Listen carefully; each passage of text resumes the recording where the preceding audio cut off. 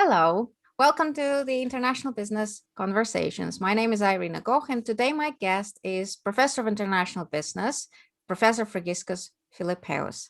Fragkiskos, hello, how are you? Hi, Irina. It's always a pleasure talking to you and participating in this fantastic seminar series.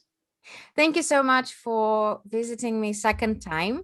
And today we will be talking about PhD supervision process. And this video is going to be interesting for PhD candidates, for PhD applicants, DBA applicants, and DBA candidates. So my first question to you is, can you please introduce SENS and your role as a Deputy Director of SENS?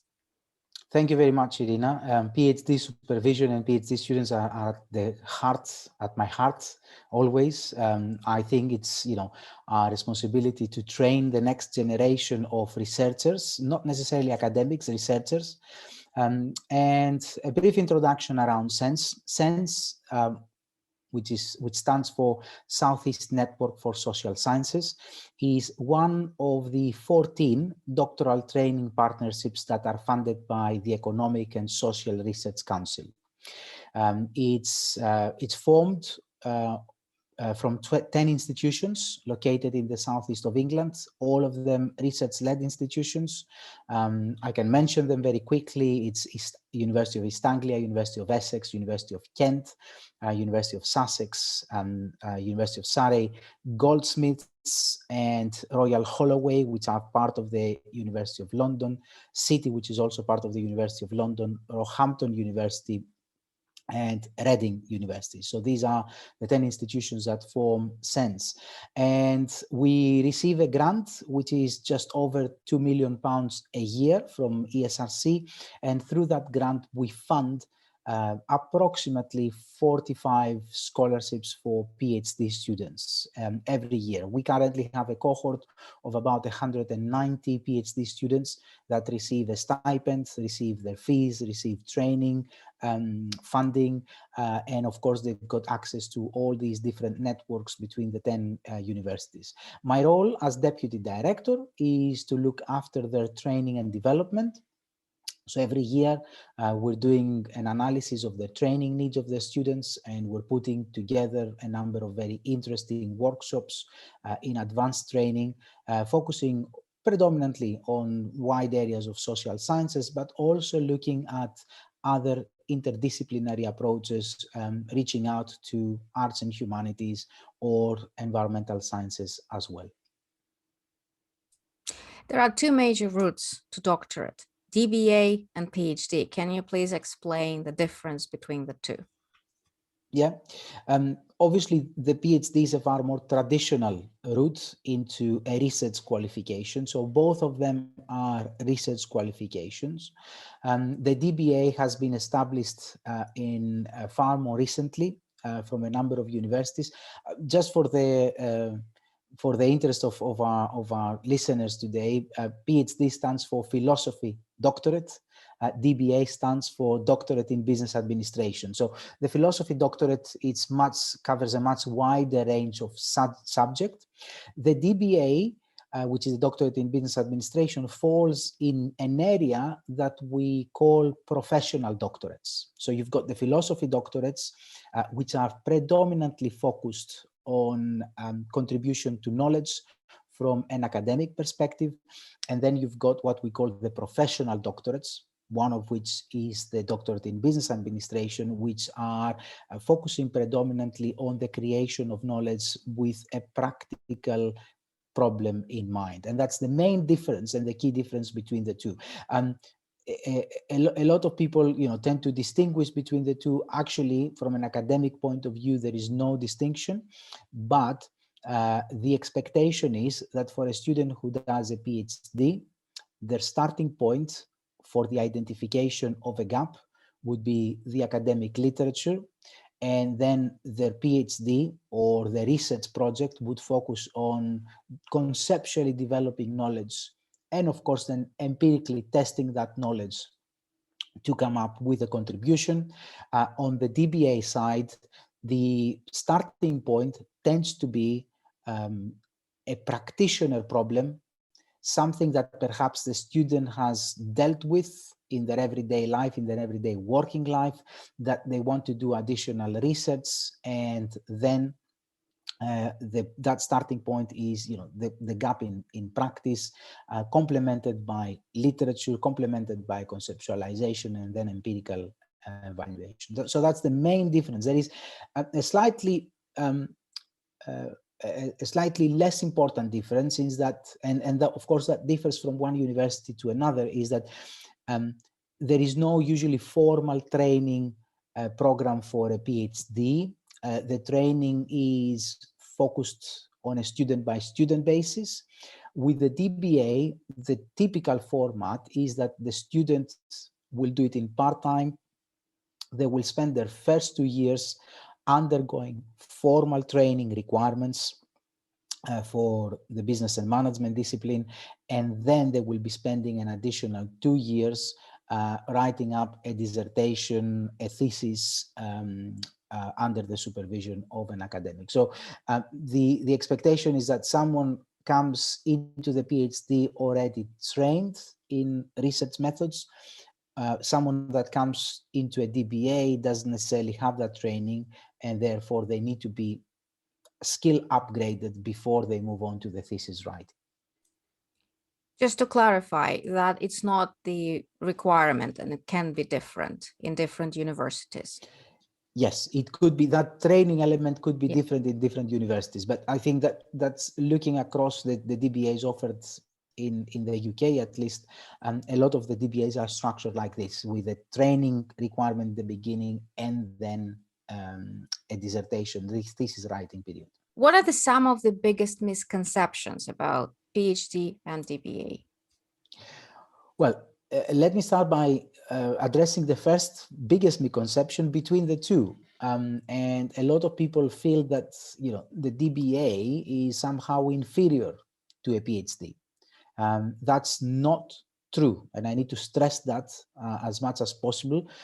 The DBA, it is still a doctorate. It's a doctorate in business administration. Is what we call a professional doctorate, and from an academic standing and point of view, is absolutely equivalent to a PhD. So I think that's the biggest misconception that most people hear. So professional doctorates, and there are a number of areas. So for example, there are professional doctorates in education, there are professional doctorates in psychology. Professional doctorates enjoy the same standing, high quality standing, as the PhDs from universities. I think the other misconception that most people have general about postdoctoral research studies, either it is a PhD or a DBA, is that it's a walk in the park, and that's not true. And this is why when we interview applicants, the first question we ask is around their motivation. Anybody who thinks about an undergraduate degree, anybody who thinks about a master's degree, and then trying to compare that with a postdoctoral research degree, especially a PhD or a DBA, makes a big mistake. The first two are far more structured. You have a number of modules that you need to pass. You know exactly what you need to be doing. You have a learning journey designed for you. In the case of the DBA and the PhD, you are responsible as the PhD candidate or DBA candidate to formulate your own learning journey, of course, together with the supervisory team. But it is a much longer process. It's not a sprint. I would use that metaphor. It's a marathon, and therefore you need to maintain your levels of engagement, your motivation high. So it's really, really important before embarking on a process that will take at least 3 years. On average, PhD and DBA students take about 3.5 to 4 years for completion of the project. It's really, really important to think about that and ensure that you've got all the kind of motivation you need to pursue this very difficult process. What is the cornerstone of the PhD and DBA processes? I think the cornerstone in both processes is what I would call the contribution to knowledge. And in both cases, irrespective of whether you're looking at the UK PhD system, when you look at international PhDs and the way those international PhDs and DBAs are awarded, examined, and we always try to identify what is the contribution to knowledge. So we would expect the student to basically, take the existing stock of knowledge and make an addition to that. It doesn't have to be, and that's always something that I tell PhD students and PhD applicants. It's not, we don't talk about the reinvention of the wheel. We don't talk about, inventing fire. We're talking about sometimes an incremental change to knowledge, but an incremental change to knowledge that can address the so what question. So what, why we need to know about the thing that the PhD is actually talking about. And I think that's a very important point, because the so what question is important not only social sciences but also in arts and humanities, and especially with the current circumstances we're living in sciences. So the cornerstone is this contribution of knowledge, and I think from the very beginning of someone writing a PhD, even in their introduction and the proposal, to the very end, which is the concluding chapter of the PhD, that focus on the contribution of knowledge and identifying how you have established yourself as a researcher in the field is really important. Who should apply for PhD and DBA? So both degrees are what we call research degrees. So the main aim in both cases, apart of course from making contribution to knowledge, is to allow the individual to develop a skill set that would enable them to systematically and methodologically answer questions. So people who have this willingness to develop those skills, people who have, for example, as an aspiration to become academics, to have an academic career, or people who have as an aspiration to establish a research career outside the academia. There are a lot of research institutes, and even corporates that have big research and development departments that need qualified people. They need people that can understand research, and then they can understand the systematic and methodological approaches to the creation of new knowledge. Those people are the ones that should be applying for either a PhD or a DBA. What are the basic requirements that PhD applicant or DBA applicant needs to know, should be aware of? Well, the process of admission into a PhD program is quite similar in a number of institutions. And I can tell you, for example, I can use SENSE as an example. And what we do is we accept an application from someone. That application is usually circulated to a team of supervisors who give a preliminary evaluation, assessment of that application. Perhaps sometimes there is a discussion between the applicant and that supervisory team in making refinements to the proposal.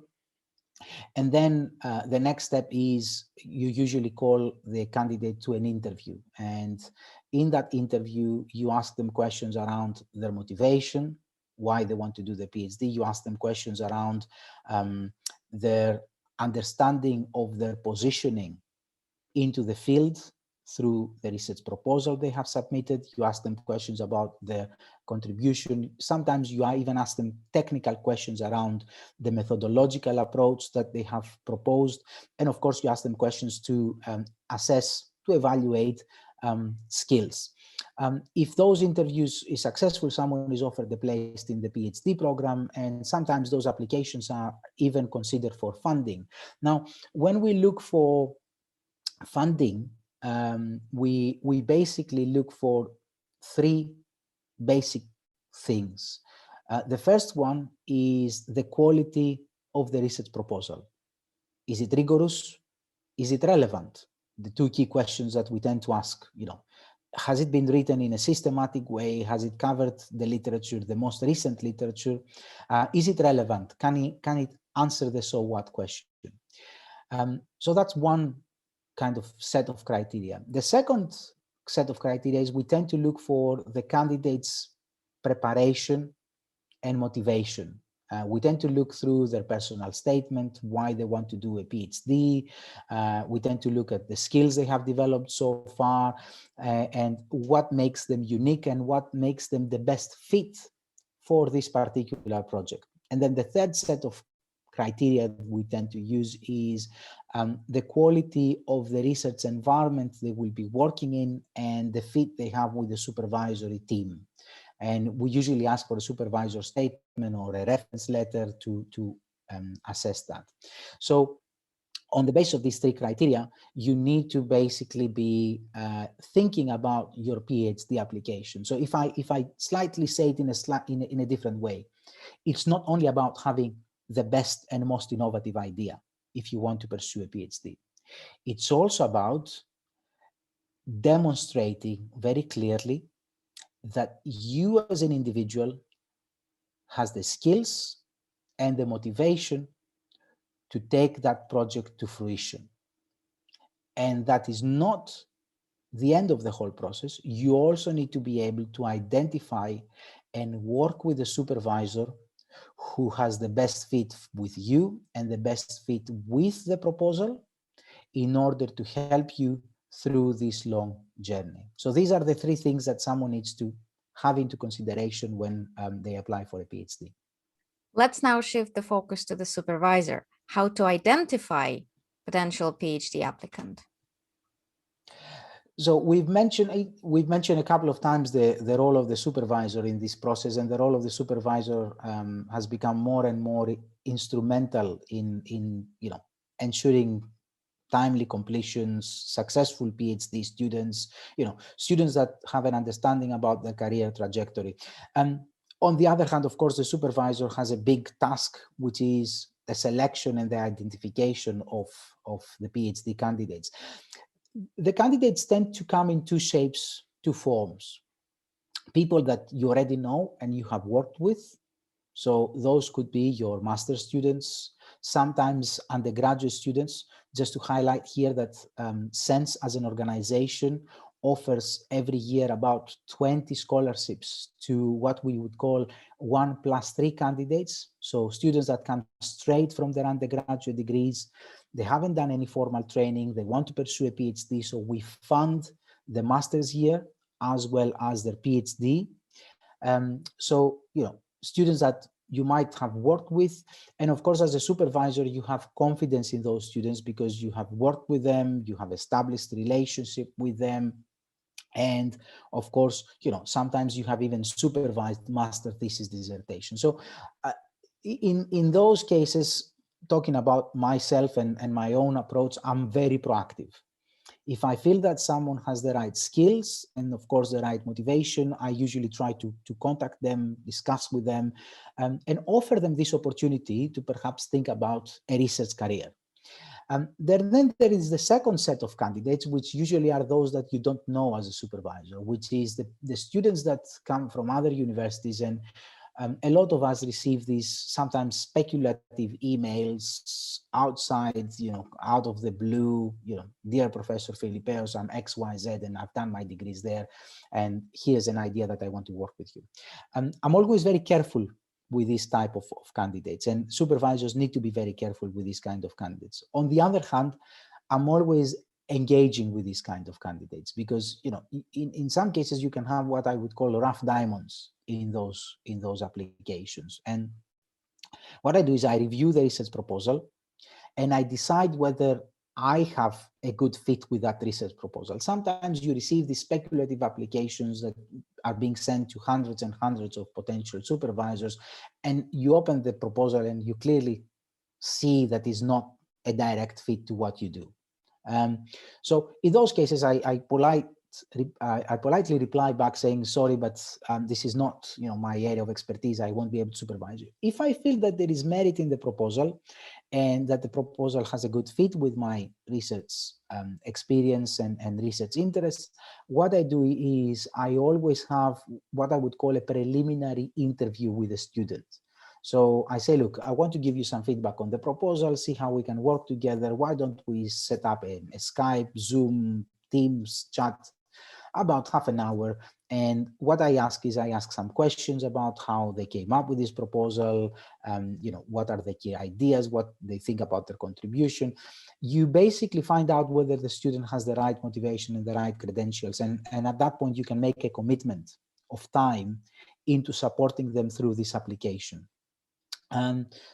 Obviously, it's time consuming.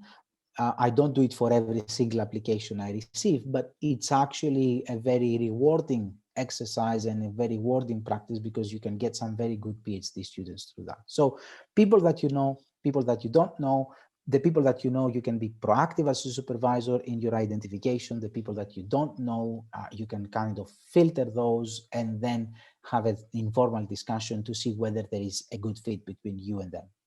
What is the role of a good supervisor? Okay, I think that's a very interesting question. The supervisor-supervisee relationship has moved on from what it used to be, a few centuries back, which was kind of a master and apprentice kind of relationship where the supervisor was controlling the knowledge and they were drip feeding the knowledge to the student and they were asking the student to do a number of things. The role of the supervisor today is someone who obviously needs to have the disciplinary expertise, and therefore they need to guide the students in the initial stages of the research to be able to work on their project, perhaps guide them through some literature, guide them in some methodological approach. But also the role of the supervisor has kind of expanded in the training side. So as a supervisor, you need to be able to identify training needs for your student. You've got that experience, you know what a research career should look like, you know what kind of research skills a student needs to develop. There are some very useful tools that we can use as supervisors. For example, a lot of institutions, we at SENSE, we conduct what we call a training needs analysis. We ask the student to self-reflect on their needs, on the project and potential training they need to have, and then you guide the student through that training. So the role of the supervisor predominantly is this dual identity, the disciplinary expertise and guidance through that, and the training expertise. Of course, depending on your supervisory style, you might take or you might assume other roles in this whole process. A lot of supervisors play also occasionally a pastoral role. One thing I need to, given that I'm talking to supervisors, one thing I need to stress here is that a lot of us, we don't have the necessary training to offer that pastoral support. So I would be looking more at someone who can signpost my students towards special services that the university is offering, that they can do a much better job at resolving issues. And then, of course, the other role of the supervisor is almost, especially towards the end of the PhD and perhaps after the PhD, is the role of the mentor. It's someone that the student can rely on, they can go back to for informal discussions, for career discussions, for reference letters, so on and so forth. So, and you can, of course, mentor the students into the research career as a supervisor. Can you please tell me more about the supervision process, the common assumptions, timeframes, and goals? It always depends on the relationship you have with your student. And there are students that, of course, they've got developed skills, they're more independent. You can have a more laissez-faire approach to their supervision. You can talk to them about the grand scheme of things, and then they can go on and do in a very independent way their tasks. There are other students that need a bit more hand-holding, especially in certain parts of the project. So what I would say is a very interesting way of thinking about the supervision process is the PhD journey, as I would call it. You know, the PhD is a journey. Usually the first year is the year that you need to establish the foundations of your research career, you know, do a lot of training. The role of the supervisor there is to, you know, initiate the student in that training, sometimes to even initiate the student in some of the academic conferences, of course, offering the supervision. The second year is the year where you need to do the bulk of the work. And it's usually the second year is the year that you get to do a lot of frequent meetings between supervisor and supervisee, because you need to keep an eye on the progress.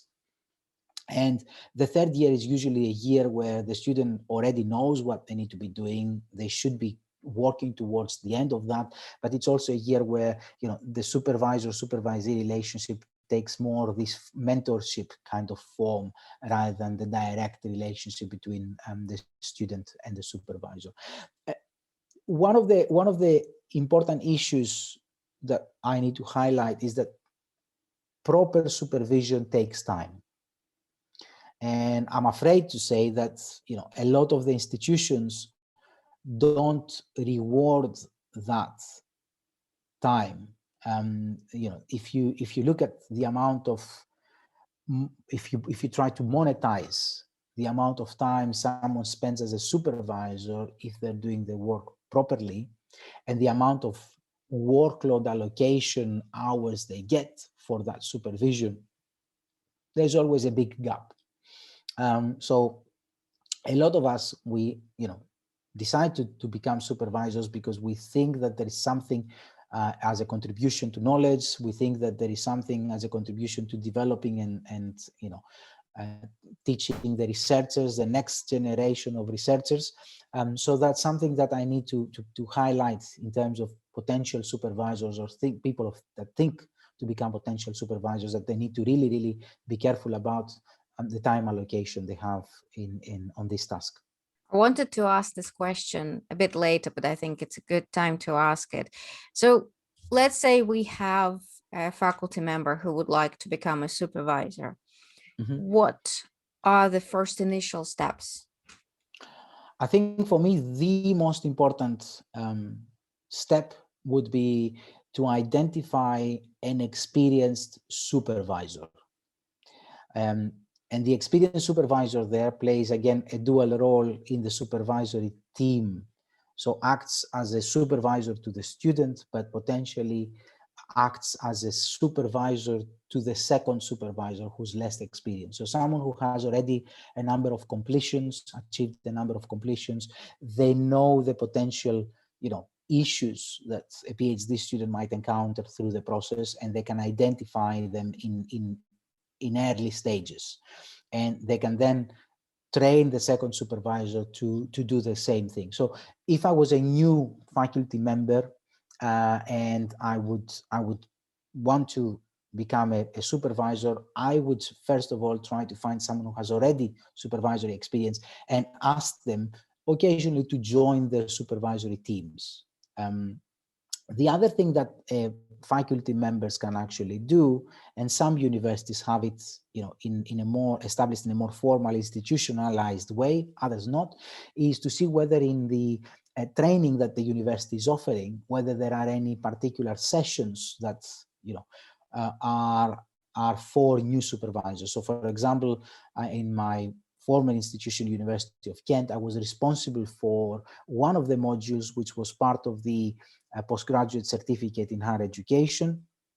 And that module was developing as a research degree supervisor. It was a module where, you know, I was talking to potential supervisors, I was helping them to train and develop their skills, but also reflect on their practice as well, because that's an important thing for supervisors, you know, learn to reflect on their practice and learn to reflect on the impact they have on someone's research career. So those would be the two initial steps. And then, of course, potentially with the help of the most experienced supervisor, identify a good student to supervise, a student that would be, you know, would have less issues in terms, you know, less training needs or anything like that, in order to make sure that there is a smooth process towards achieving the PhD. The same question, but for a potential PhD applicant. So what a potential PhD applicant should do as a first step? The most important thing is to identify a topic that is of interest to them. And although a lot of students come to us as supervisor and say, you know, I want to work with you, give me a topic. Especially in social sciences, this is not the way research is working. It could be sometimes in sciences where there are existing projects that require the development of skills, but especially in social sciences, the first step of someone would be to identify an idea, think about the so what question around that idea, and develop the proposal. And then, of course, as a second step would be to identify the right supervisor. Can you please tell me more about the research development framework and what it does help to achieve? So the research development framework has been developed by VITAE, which is an organization that looks at the development of researchers.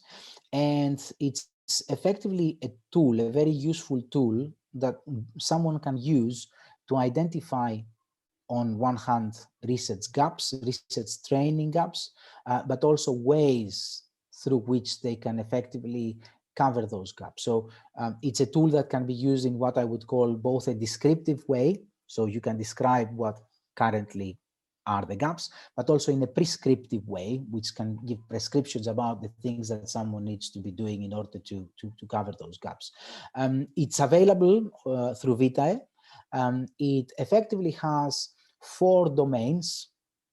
The first domain is around knowledge and your ability to generate knowledge, cognitive skills and things like that, which has to do with your discipline. The second domain is around personal effectiveness, so developing you as a researcher, and a lot of the skills that you develop under the personal effectiveness domain are what I would call transferable skills, so skills that you can transfer across a variety of research careers. The third domain is around research governance, so thinking about research ethics, thinking about authorship, so on and so forth. And the fourth domain is around engagement and impact. So how do you disseminate your knowledge, which is the engagement, and how do you make sure that you record the way others have utilized your knowledge in order to record your impact? And of course, those 4 domains are then split in subsections, and the subsections in further subsections, and you can basically use this tool to see how you develop, or what are the things you need to be doing to develop as a holistic researcher. And the final question, the word of advice for current PhD students and DBA students. So I think 2 aspects. One is keep focusing on your contribution. This is what will, at the end of the day, give you the PhD, award you the PhD. And what I always say to my PhD students, of course, to SEN students, these are the years that you can actually train yourselves. Take as much advantage as possible of the training opportunities that are out there. Develop your skills, set the right foundations. Make sure that you take this time to effectively cover all your gaps, because the minute you hit either an academic job, there are so many other things taking place that the amount of time you have for personal development gets reduced, gets squeezed. Or the minute you hit a research job in an organization outside the academia, you tend to get absorbed by the everyday working life, and then again, the personal development becomes a side product of what you do. So this is the right time for you, without losing focus on your contribution, to also develop as many skills as possible. Thank you, Fragkiskos, for such an insightful interview. Thank you very much, Irina, for the invitation. It was a pleasure talking about PhD supervision and PhD students, and always a pleasure talking to you. Thank you. Bye-bye. Goodbye.